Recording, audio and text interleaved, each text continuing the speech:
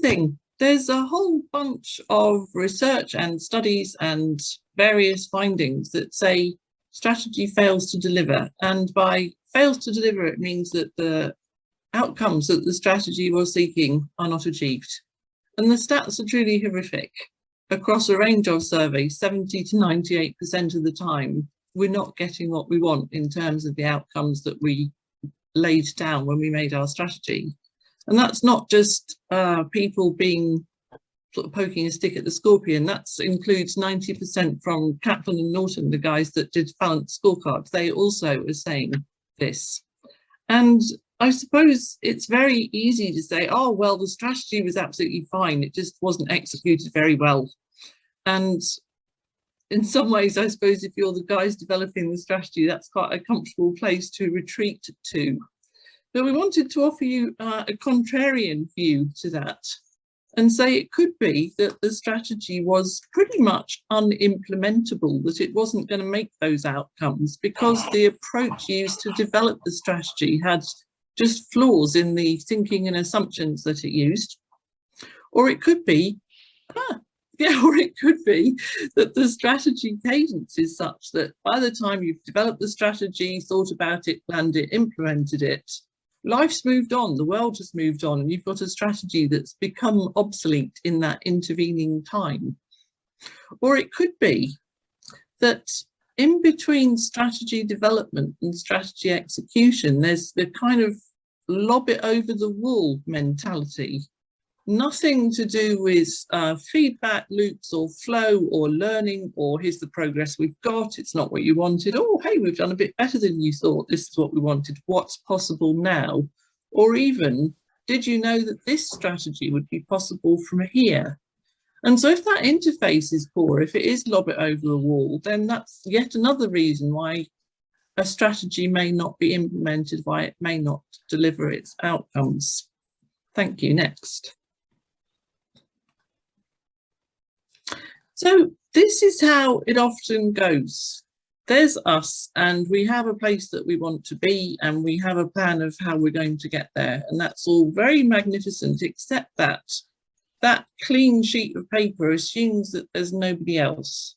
And in practice, we know there's other people. In fact, there's lots of other peoples who are all doing things that are going to alter our plan, alter the world into which we were trying to launch our plan, alter the target, even the target itself that we thought we might be heading towards. And so we end up doing something else completely.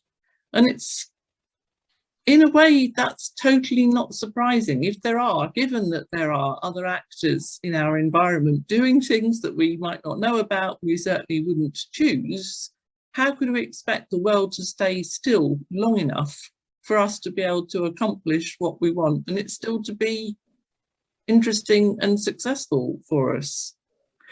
So if we say that strategy is failing, if we say the conventional strategy approaches, we wouldn't expect them to work because they assume that nobody else is operating in that world.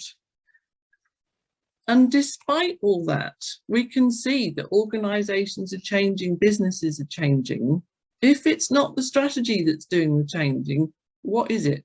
Because it's not the strategic plans. So to get an answer to that, we turned to a biological model from a Chilean biologist called Humberto Maturana, and he called it structural coupling. And he described structural coupling as where there are two actors, each of which is structurally changed by interaction with the other. So take the hummingbird's beak and the flower. Over many hummingbirds and many generations of flowers, the beak evolves to fit the flower, and the flower is evolving to fit the beak. And so there is a constant evolving interaction between the two, the organism and the environment, the organism. They are co-evolving, they are changing together. And actually over time, the strategic direction for both of them, their evolution is driven by the relationship. It's driven by the constant interactions and changes of that.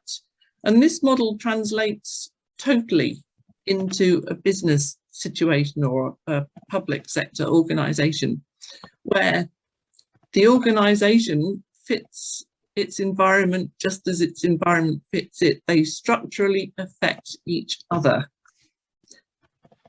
And if you take that as a model of strategy, that says it becomes important to think really carefully about what other actors are doing around you, because their changes will affect you, just as your changes will affect them.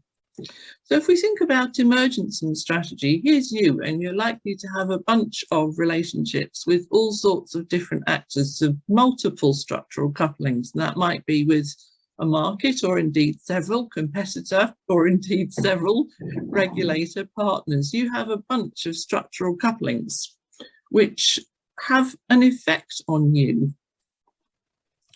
And as they affect you, you get pushed and pulled and tugged and under pressure because of those.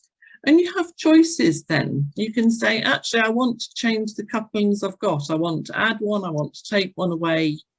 Or, which is more typical, I want to change the nature of one or more of those couplings such that they're more advantageous to me. Can I make its characteristics more advantageous to me? Next, please. And overall then, what we find is that if you look at a set of couplings for an organisation, the aggregate, if you like, the product, the overall strategic direction is the thing that Rintzberg called emergent strategy. It's the strategy which the organisation actually does. Forget what was written down in the strategy document. This is what actually happens on the ground. So what we know is that we need a vocabulary and a framework to describe those structural couplings, to be able to characterise them so we can intervene to change them. So over to Patrick to talk through that.